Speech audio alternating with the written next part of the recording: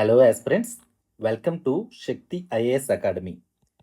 ఈరోజు Telugu literature optional second class start చేస్తున్నాం. నిన్న మనం ఫస్ట్ క్లాస్ అయ్యింది. దీంట్లో గబ్బిలాన్నే దూతగా ఎందుకు ఎన్నుకున్నాడు కవి అన్న విషయాన్ని మనం డీటెయిల్డ్గా కంప్లీట్ అనాలిసిస్ చేశాము. అంటే మీరు ఏ బుక్స్లో కూడా దొరకని డెప్త్ అనాలిసిస్ చేశాము. సో ఈరోజు గబ్బిలం అనే కావ్యంలో ప్రతీకాత్మకత ఎలా ఉంది అన్నది చూద్దాం. సో నిన్న చెప్పినట్టు 20 మార్క్స్కి ఇలాంటి క్వశ్చన్స్ అడిగే స్కోప్ చాలా ఎక్కువగా ఉంది. సో గబ్బిలం కావ్యంలో ప్రతీకాత్మకత ఎలా ఉంది అన్నది ఈరోజు డిస్కస్ చేద్దాం. ముందుగా ప్రతీకాత్మకత. ప్రతీకాత్మకత అంటే ఇంగ్లీష్లో మనం సింబాలిజం అంటాం. దీనికి అర్థం ఏంటి అంటే, మీరు ఫర్ ఎగ్జాంపుల్ రోడ్డు మీద బైక్ మీదో కారు మీదో వెళ్తున్నారు. ఎదురుగా సిగ్నల్ లైట్ పడింది, రెడ్ పడింది అంటే ఆగిపోవాలి, ఎల్లో పడింది అంటే ఆగిపోవడానికి సిద్ధంగా ఉంటుండాలి, గ్రీన్ పడింది మీరు వెళ్ళిపోవచ్చు. అంటే ప్రతి ఒక్క కలర్, ఆ ట్రాఫిక్ లైట్ కలరు ఒక్కొక్క సింబల్, ఆ సింబల్ ఒక మీనింగ్ అనేది మీకు చెప్తుంది. అంటే ఒక వస్తువు లేదా ఒక సూచించే ఒక బొమ్మ లాంటిది ఏదైనా కానీ ఒక నిర్దిష్ట అర్థాన్ని మన మనసులో స్ఫురింపచేస్తే దాన్ని ప్రతీకాత్మకత అంటాం. అంటే మనకి ఏదైనా ఒక దాన్ని చూపెడుతూ ఇండైరెక్ట్గా వేరే దాన్ని కూడా చెప్తూ ఉన్నారనమాట. ప్రతీకాత్మకత.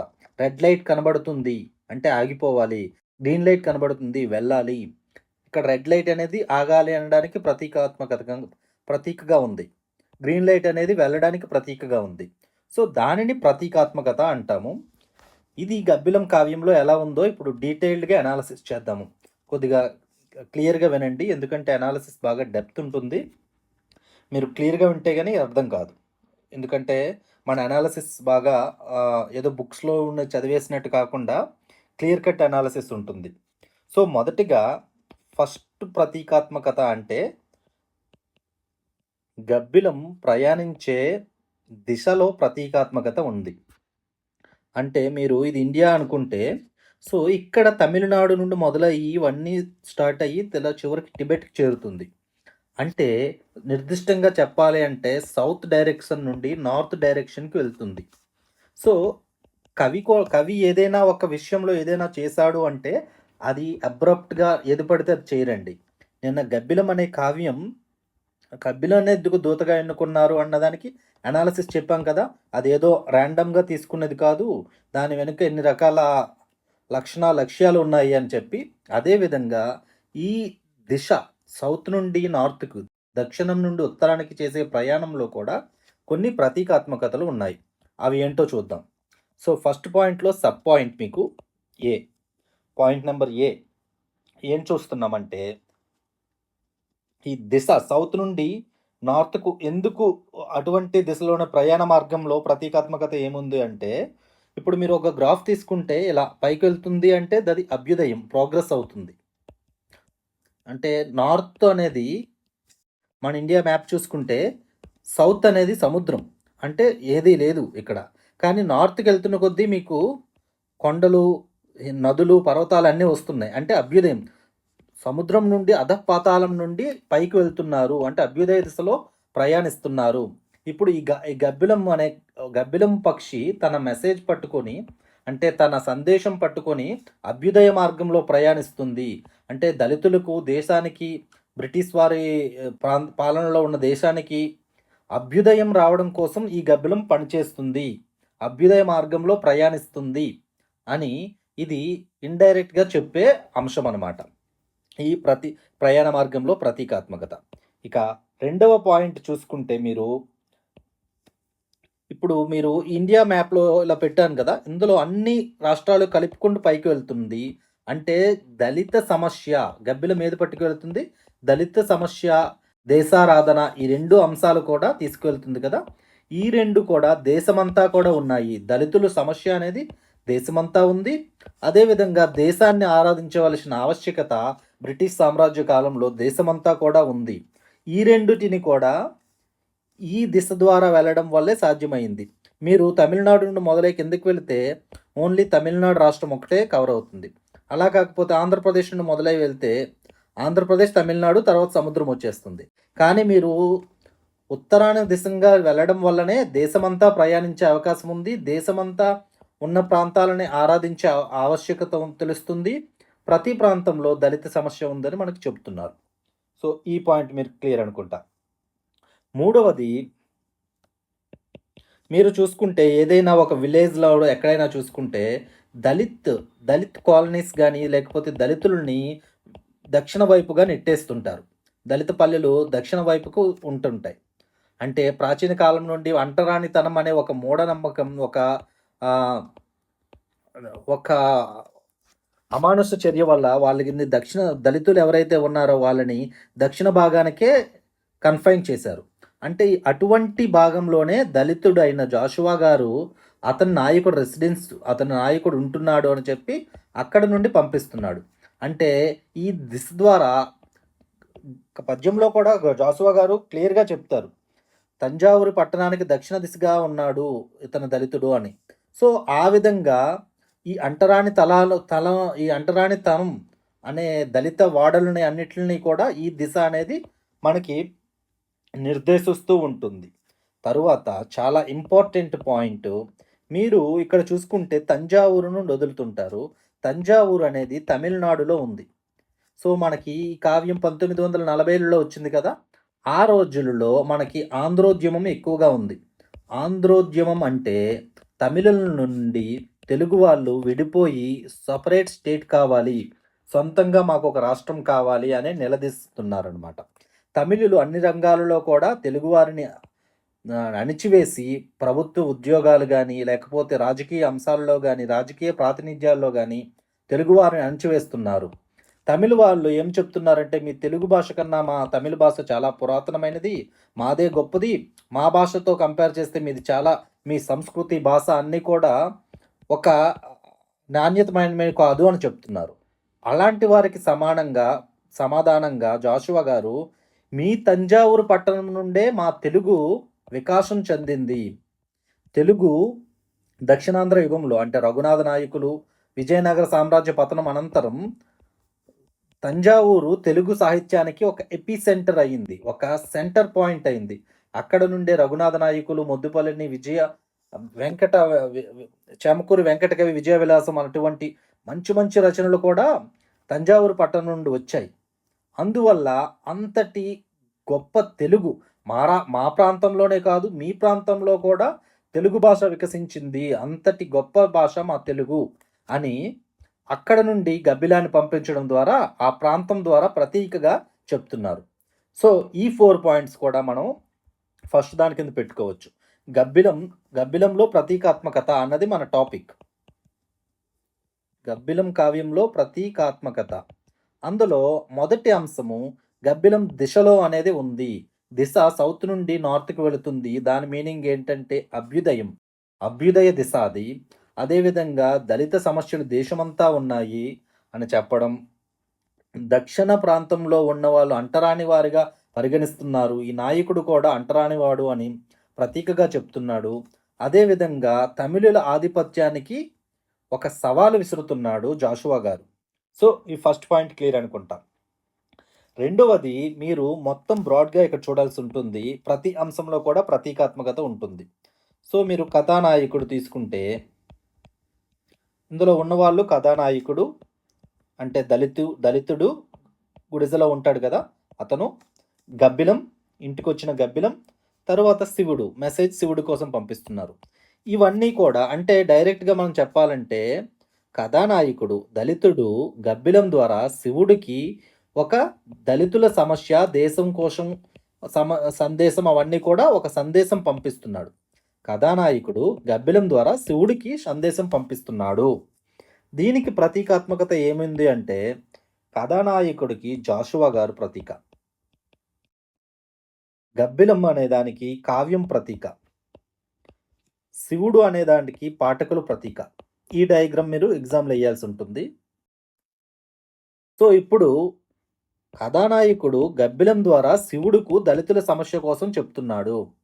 జాషువా తన కావ్యం ద్వారా పాఠకులకు లేదా ప్రజలకు దళితుల సమస్యల కోసం చెప్తున్నారు. దళితులకు దేవాలయాల్లో ఎందుకు ప్రవేశం లేదు, అతనిని అస్పృశ్యగా ఎందుకు చూస్తున్నాడు అన్నది చెప్తున్నారు.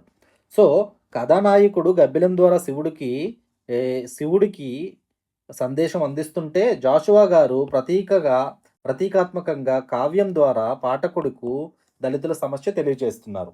సో, ఇది క్లియర్ అనుకుంటా. ఈ డయాగ్రామ్ ఈ క్వెషన్ వస్తే తప్పకుండా ఈ డయాగ్రామ్ మీరు వేయాల్సి ఉంటుంది. సో, ఇది సెకండ్ పాయింట్. ఫస్ట్ పాయింటు దిశలో అంటే ప్రయాణ మార్గంలో ప్రతీకాత్మకత చూసాము. దాంట్లో 4 సబ్ పాయింట్స్ వచ్చాయి.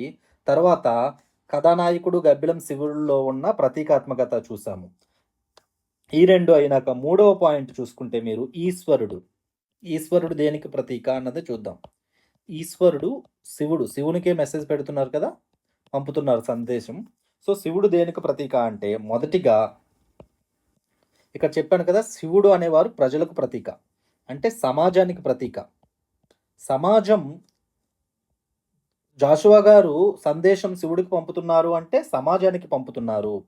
అదేవిధంగా మీరు శివుడు అనే వ్యక్తి శైవ సాహిత్యం ఏం చేసింది? శైవ సాహిత్యం అంటే వీరశైవులు అటువంటి వారు వర్ణ వ్యవస్థ ఖండన చేస్తారు. వర్ణ వ్యవస్థలో ఉన్న అస్పృశ్యతని ఖండిస్తారు. సో, శివుడుకు సంబంధించినంత వరకు అంటూ ముట్టు అనేవి ఏమీ ఉండవు. మనం ఎప్పుడైనా శ్రీశైలం చూసుకుంటే మనకి లింగం కూడా టచ్ చేస్తాం. కానీ ఇతర దేవతలకు మనకు గర్భగృహానికి చాలామందికి బ్రాహ్మణేతరులకి అలౌ చేయరు. అంటే శైవ సాహిత్యం శివుడు అనేది ఎటువంటి అంటే శుచి శుభ్రత కాకుండా అందరికీ సమానంగా చూసే ఒక దేవునికి ప్రతిరూపం. అందువల్లనే ప్రతీకగా శివుడి దగ్గరికే తన సందేశాన్ని పంపిస్తున్నాడు, వేరే దేవుడికి కాకుండా. అది ఇండైరెక్ట్గా చెప్తున్నాడు అనమాట మనకి. శివుడు అటువంటి లక్షణాలు వాళ్ళు కలిగిన వాడు, అందువల్లనే శివ సాహిత్యంకి శివుడి దగ్గరికి ఇతను దళితుల ఆవేదనను పంపుతున్నారు అని. తరువాత మీరు చూసుకుంటే వేషాధారణ చూసుకుంటే శివునిది మెడలో పాము ఉంటుంది, బూడిద రాసుకొని ఉంటారు, శ్మశానాల్లో నివసిస్తూ ఉంటారు. అవన్నీ కూడా అపశుచికి నిదర్శనంగా ఉంటాయి. చాలామంది ఇది శుచి శుభ్రత లేని అనేది భావిస్తుంటారు. అదేవిధంగా దళితులు కూడా అదేవిధంగా అపశుచిని నిదర్శనంగా సమాజం వాళ్ళ మీద ఒక ముద్ద వేసేసింది. అందువల్ల ఇండైరెక్ట్గా శివుడిని ఎన్నుకోవడం వల్ల మా శివుడికి ఎంత ఎలా మీరు చూసారో మేము కూడా అలాంటి వాళ్ళమే, శివునితో మాకు పోలికలు ఉన్నాయి అని ప్రతీకాత్మకంగా చెప్తున్నారు. శివుడు కాకుండా వేరే దేవత అయితే ఆ ప్రతీకాత్మకత జాషువా గారు కల్పించలేకపోయేవాళ్ళు. తరువాత ఇందాక చెప్పాను దక్షిణం నుండి ఉత్తరమునికి ప్రయాణం అని. ఈ ప్రయాణం మీకు శివుడు కాబట్టే అయ్యింది. ఫర్ ఎగ్జాంపుల్ మీరు ఇండియా మ్యాప్ చూసుకునేటప్పుడు ఇక్కడ సముద్రం ఉంటుంది, సముద్రంలో విష్ణుమూర్తి ఉంటారు, లక్ష్మీమాత ఉంటుంది. సో, అతను విష్ణువు దగ్గరికి ప్రతీకగా గబ్బిలాన్ని పంపించాలి అనుకుంటే ఇన్ని రాష్ట్రాలు తిరిగే స్కోప్ ఉండదు, డైరెక్ట్గా కిందకి వెళ్ళిపోవాలి సముద్రంలోకి. అంటే ఓన్లీ తమిళనాడు, ఆంధ్రప్రదేశ్నే కవర్ చేస్తారు. సో, శివుడైతేనే హిమాలయాలలో ఉంటాడు, అక్కడ వరకు పంపించే అవకాశం ఉంటుంది. అందువల్ల శివుడిని ఎన్నుకున్నారు. సో, ఇది మూడో పాయింట్ అర్థమైంది నేను అనుకుంటా. శివుడిని ఎందుకు ఎన్నుకున్నాడు, శివుడిలో ఉన్న ప్రతీకాత్మకత ఏంటి, శివుడిని ఎందుకు ఎన్నుకున్నారంటే ఈ 4 పాయింట్స్ రాయాల్సి ఉంటుంది. ప్రతీకాత్మకత ఏముంటుంది అంటే శైవ సాహిత్యం, సమాజం, వేషధారణ అనేది మీరు రాయాల్సి ఉంటుంది. సో, 3 ప్రతీకాత్మకతలు చూసాం పాయింట్స్. మొదటిది దిశలో చూసాము, రెండవది దిశలో 4 పాయింట్స్ చూసాము, రెండవది కథానాయకుడికి అటువంటి అంశాలకి ఏంటి అన్నది చూసాము, మూడవది శివుడు దేనికి ప్రతీకాత్మకత అన్నది చూసాం. ఇక 4వ అంశానికి వస్తే నాయకుడు అంటే ఈ కథానాయకుడు ఎవరు? దళితుడు. ఇతడు దేనికి ప్రతీకాత్మకత అన్నది ఇప్పుడు చూడాలి. ఇందులో మొదటి చూస్తే ఇతను మీకు ఇక్కడ చెప్పాను ఆల్రెడీ, నాయకుడు జాషువా. అంటే ఇతను జాషువాకి ప్రతీక. అంటే ఇక్కడ ఈ కావ్యమంతా కూడా కథానాయకుడు ఏ మాట్లాడుతుంటాడో ప్రతిమల దేవత అంటాడు. అంటే ప్రతిమల దేవత పెళ్ళిళ్ళకి మీరు అంత ఖర్చు పెడుతున్నారు, చీమకి పాముకి పెడుతున్నారు, అవన్నీ కూడా ఈ నాయకుడు మాటలు కాదు, జాషువా మాటలు అన్నది మీరు అర్థం చేసుకోవాలి. దేశారాధనని చక్కని తెలుగు అంటారు, తెలుగు సౌరభములు అంటారు, తెలుగు సౌరభములు గుమగుమ వలచిన అంటాడు. అవన్నీ కూడా మాట్లాడేది నాయకుడు అంటే ఇండైరెక్ట్గా జాషువా గారు. జాషువా గారికి అతను ప్రతీక అని. జాషువా గారే కాదు, ప్రతి దళితునికి అతను ప్రతీక, ప్రతి భారతీయునికి అతను ప్రతీక, ప్రతి ఆంధ్రుడికి అతను ప్రతీక. ఎందుకంటే ఇందులో ఉన్న దళిత వేదన అది జాషువా గారిది ఒక్కరిదే కాదు, మొత్తం దళితులందరిది కూడా. దళిత వేదన నాదు కన్నీటి కథ సమన్వయం చేయ అంటూ బాధపడుతుంటాడు కదా! అవన్నీ కూడా. అదేవిధంగా భారతీయుడు, మనం హిస్టరీ ఏంటి, ఢిల్లీ అంటే, హస్తినాపురం అంటే మహా నగరాలు, నలంద, బుద్ధుడు అవందరిని ప్రస్తావిస్తాడు. అంతా కూడా భారతీయుల్లో ఉన్న గౌరవానికి, వాళ్ళలో ఉన్న శౌర్యానికి వాటన్నిటికీ ప్రతీక. ఆంధ్రుడు తమిళ ఆధిపత్యంలో ఎదిరించి తెలుగు రాష్ట్రం కోసం పాటుపడుతున్న ప్రతి ఆంధ్రుడు ఈ కావ్యంలో పెట్టిన వివిధ ప్రాంతాల కోసం తెలుసుకున్నప్పుడు వాళ్ళందరూ కూడా ఏ విధంగా గర్విస్తారో నాయకుడు కూడా ఆ విధంగానే ప్రతీకాత్మకంగా చెప్తూ ఉన్నాడు. సో ఇది అర్థమైందనుకుంటా. దాని తర్వాత ఇతను నాయకుడు అభ్యుదయ దృష్టికి ప్రతీకాత్మకత. అభ్యుదయ దృష్టి అంటే ప్రోగ్రెసివ్ ఐడియాస్ అంటారు ఇంగ్లీష్‌లో. ఏవైతే మూఢనమ్మకాలు అలాంటివన్నీ వదిలేసారో అలాంటివన్నీ వదిలేసి ప్రోగ్రెసివ్‌గా ఉండాలి అంటారు. ఫర్ ఎగ్జాంపుల్ మీరు తీసుకుంటే గబ్బిలం అనేది అశుభంగా చూస్తుంటారు. కానీ అటువంటి దాని నుండే శివునికి పంపిస్తుంటాడు, శివుని దగ్గరికి. అంటే ఇది ఒక అభ్యుదయ దృష్టి అనమాట. ప్రతిమల దేవతలు, పాములకు పాలు, చీమకు నీరు, చీమకు పంచదార అని డిఫరెంట్ దగ్గర ఏదైతే మన కోళ్ళ పందెం కోసం ప్రస్తావించినప్పుడు తెలుగు రక్తం సౌరమైనది ఎంత ఖర్చయిపోయింది అవన్నీ చెప్తూ ఉంటారు. అవన్నీ కూడా అభ్యుదయ కోణంలో దృష్టి. సో ఇటువంటి దళితుడు అభ్యుదయంగా ఉండే మనిషికి ప్రతీక అనమాట. ఇదే కాక ఆధునికతకు ఈ దళితుడు ప్రతీక, ఈ కథానాయకుడు. ఆధునికతకు ఎందుకు అనంటే మీరు చూసుకుంటే అతను చెప్పే స్టోరీస్ అన్నీ కూడా ఆధునికంగా ఉంటాయి. హిమాలయాల వర్ణన ఉంటే మీరు హిమాలయాల వర్ణన మన మను చరిత్రలో ఎలా ఉంటుంది, అదేవిధంగా దానికి కంప్లీట్ ఎగెనిస్ట్‌గా మోడర్న్ వర్ణన ఉంటుంది. న్యూస్ పేపర్ సమాచారం మీద, వార్తాపత్రికల సమాచారం మీద ఆధారపడిన వర్ణన ఉంటుంది. ప్రతీదీ డేట్లతో చెప్పడం ఉంటుంది. అదేవిధంగా ప్రతి దాంట్లో హేతువాదం ఉంటుంది. పాడైపోయిన శిథిలమైన గుడుల దగ్గరికి శిథిలమైపోయిన పరిస్థితి ఉంది గుళ్ళది, గబ్బిలాలు తిరుగుతున్నాయి. అలాంటి దగ్గరలల్లా దళితుడికి ఎందుకు దేవాలయ ప్రవేశం లేదు అనే క్వశ్చన్ రైజ్ చేస్తుంటాడు. అటువంటి హేతువాద దృష్టి ఆధునికతలో భాగం. ఇవన్నిటికీ కూడా నాయకుడు అనేవాడు మనం ఒక ప్రతీకగా కవి ప్రదర్శిస్తున్నాడు. సో ఇవన్నీ కూడా మనకి గబ్బిలం కావ్యంలో ప్రతీకాత్మకతలు. సో మీరు ఒక్కసారి చూసుకుంటే గబ్బిలం కావ్యంలో ప్రతీకాత్మకతను తెలియజేయండి అంటే 20 మార్క్స్కి అడుగుతారు. సో అడిగితే మీరు ఎలా రాయాలంటే ఫస్ట్‌ది చూసారు కదా, దిశలో ఉన్నది రాయాలి. దానికి ఉన్న సబ్ పాయింట్స్ 4 కూడా రాయాలి. దాని తర్వాత కథానాయకుడు విషయంలో ఏదైతే ఉందో అది కూడా మీరు రాయాలి. దానికి కథానాయకుడు ఈ డయాగ్రామ్ మీరు వేయాల్సి ఉంటుంది. థర్డ్ పాయింట్ ఈశ్వరుడికి ప్రతీకాత్మకత ఏదుందో చెప్పాలి. నాయకుడికి ప్రతీకాత్మకత ఏదుందో మీరు ఆన్సర్లో చెప్పాలి. సో ఒక్కసారి ఆన్సర్ స్ట్రక్చర్ చూసుకుంటే, ఎందుకంటే మనం యూపీఎస్సీ ఓరియంటేషన్స్లో ఉంటాము, ఇంత డెప్త్ అనాలిసిస్ మీకు ఉంది కదా, ఈ డెప్త్ అనాలిసిస్ మీరు ఎలా ప్రజెంట్ చేయాలో తెలియాలి. ఎందుకంటే ఇంత డెప్త్ అనాలిసిస్ మీరు ఏ బుక్స్ చదివినా దొరకదు. ఇవన్నీ కూడా ఏ క్లాస్ విన్నా కూడా దొరకదు. మేబీ వాళ్ళు 1 or 2 పాయింట్స్ చెప్తారు ఇందులోవి. కానీ ఇవన్నీ కూడా ఇంత క్లారిఫైడ్గా, ఇంత కన్సాలిడేటెడ్ మేనర్లో మీకు ఎక్కడా దొరకవు. సో ఇంత అనాలిసిస్ని మీరు ఆన్సర్లో పెట్టాలి అంటే మీకు ఒక స్ట్రక్చర్ మైండ్లో ఉంటేనే మీరు పెట్టగలరు. ఒకసారి ఆ స్ట్రక్చర్ చూద్దాం. ఎందుకంటే మనది యూపీఎస్సీ ఓరియంటేషన్స్లో ఉంటుంది కాబట్టి మనం ఎండ్ రిజల్ట్ ఏంటంటే మంచి ఆన్సర్ రాయాలి. దానికి స్ట్రక్చర్ ఏంటి అంటే ఫస్ట్ ఇంట్రొడక్షన్లో ప్రతీకాత్మకత అంటే ఏంటో మీ ఓన్ పదాల్లో రాస్తారు. ఎగ్జాక్ట్ టెక్స్ట్ బుక్ డెఫినేషన్ అవసరం లేదు. మీ ఓన్ పదాల్లో, ఇందాక చెప్పాం కదా, ఒక వస్తువు చూపించినప్పుడు ఏవైతే ఒక నిర్దిష్ట అర్థం స్ఫురిస్తుందో అలా పదాలు పెట్టి ప్రతీకాత్మకత డెఫినేషన్ రాస్తారు. ఇది గబ్బిలం కావ్యంలో వివిధ రూపంలో ఉంది అని చెప్పి బాడీలోకి వచ్చేస్తారు. బాడీలోకి వచ్చాక బాడీలో మీకు 4 పార్ట్స్ ఉంటాయి. 1, 2, 3, 4. ఆ 4 ఏంటి? ఫస్ట్ గబ్బిలం యొక్క ప్రయాణ దిశలో ఉన్న ప్రతీకాత్మకత. ఇందులో సబ్ పాయింట్స్ ఏబిసిడీలు ఉంటాయి కదా, మీరు ఆ సబ్ పాయింట్స్ అన్ని రాస్తారు. తర్వాత ఈశ్వరుడికి దేనికి ప్రతీకాత్మకత, ఆ సబ్ పాయింట్స్ కూడా రాస్తారు. తర్వాత థర్డ్ది శివుడు దేనికి ప్రతీకాత్మకత, కవి దేనికి ప్రతీకాత్మకత, నాయకుడు దేనికి ప్రతీకాత్మకత, కావ్యం అంటే అనే టేబుల్‌లో చెప్పాను కదా! అదేస్తారు ఆ టేబుల్. ఆ డయాగ్రామ్ తప్పనిసరిగా మీరెయ్యాలిక్కడ. తర్వాత ఫోర్త్‌ది మనకి ఇంకొకటి ఏది చెప్పుకున్నాం మనం? నాయకుని ప్రతీకాత్మకత, ఈశ్వరుని ప్రతీకాత్మకత, ప్రయాణ మార్గంలో ప్రతీకాత్మకత.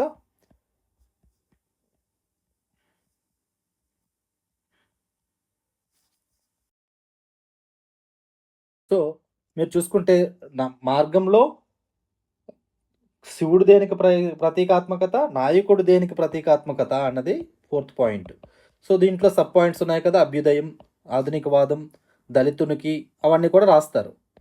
ఇవన్నీ రాసాక తర్వాత కన్క్లూజన్‌కెళ్తారు. కన్క్లూజన్‌కి వెళ్ళాక ఇది కళా సౌందర్యంలో ప్రతీకాత్మకత అనేది ఒక పార్ట్ కాబట్టి, అటువంటి వాటి వల్లే 'గబ్బిలం' కావ్యంలో మీకు ఎంత అందంగా తీర్చబడింది అన్నది ఒక మీ ఓన్ అర్థాల్లో, మీ ఓన్ పదాల్లో లిటరేచర్ భాషలో రాయాలి. అప్పుడు మీకు మంచి మార్కులొస్తాయి. ఈ అనాలిసిస్‌కి డెఫినిట్‌గా మీరు మంచిగా ప్రెజెంట్ చేయగలిగితే 20 మార్క్స్ క్వెషన్‌కి 12-15 మార్క్స్ మీకొచ్చే స్కోప్ ఉంటుంది. ఎందుకంటే ఇంత డెప్త్ అనాలిసిస్ మీరిచ్చారు కాబట్టి వాళ్ళు అప్రిషియేట్ చేస్తారు. సో, ఇంట్రో రాస్తారు, బాడీ రాస్తారు, కన్క్లూజన్ రాస్తారు. బాడీలో క్లియర్‌గా వేరువేరుగా అంటే 1, 2, 3 అని పాయింట్స్ కాదు. చిన్న సైడ్ హెడ్డింగ్ పెట్టి మీరు దానంతా రాస్తారు. ఈశ్వరుడు అని పెట్టి సైడ్ హెడ్డింగ్ పెట్టి రాస్తారు. ఈ డయాగ్రామ్ మాత్రం తప్పనిసరిగా ఎయ్యాలి. ఇలా యేసుకుంటే మీకు తప్పనిసరిగా మంచి మార్కులొస్తాయి. సో, మీకు అర్థమైందనుకుంటా. మనం ఇప్పుడు పద్యాలతో ప్రొసీడ్ అవుదాం. ఈ రికార్డింగ్ ఒకసారి ఆపేసి పద్యాలతో మనం ప్రొసీడ్ అవుదాం.